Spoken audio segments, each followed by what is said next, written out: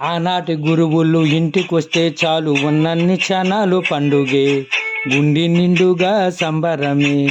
తరగతిలో చెప్పిన బోధన నేర్చుకొని మంచి విషయాలు వింటుంటే మనసు నిండుగా సంతోషమే.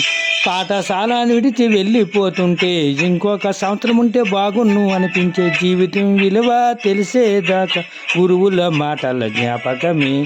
బరువైన గుండెతో బాధపడేది కన్నీళ్లతోనే సాగనంపేది.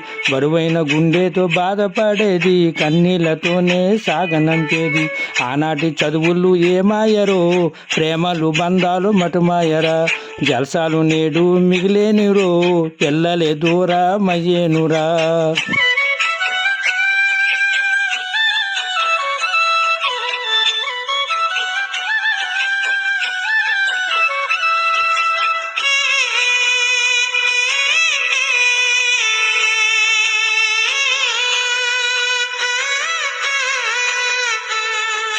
రాను రాను పిల్లలు కొత్త ధనము కోరి స్వార్థముతోనే బతుకుతండ్రు. విలువలన్నీ నేడు మరిచిపోయి అయిన వాళ్ళతో అనుబంధం అంటే మొక్కుబడులుగా మారిపోయారా. గురువులు సంబంధాలు మంట కలిసే. ఒకటే స్కూల్లో చదువుతున్నా క్లాసుకోసారి కలుసుడాయే. సెల్ ఫోన్ పిచ్చి పెరిగిపోయే, గురువుల మాటలు మర్చిపోయే.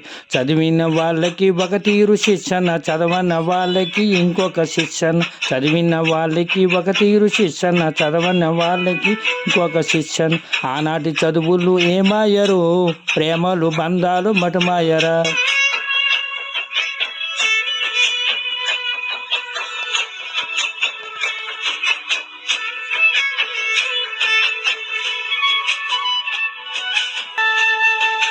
తల్లిదండ్రుల వద్ద భయం లేకుండా అబద్ధాలను చెప్పి కూడా పెరిగిన అబ్బాయిలైనా అమ్మాయిలైనా ఇంటికి రావడం ఆలస్యమైతే దండన లేకుండా జరగదాయే. మనసారా మాటలాడుకోరాయే.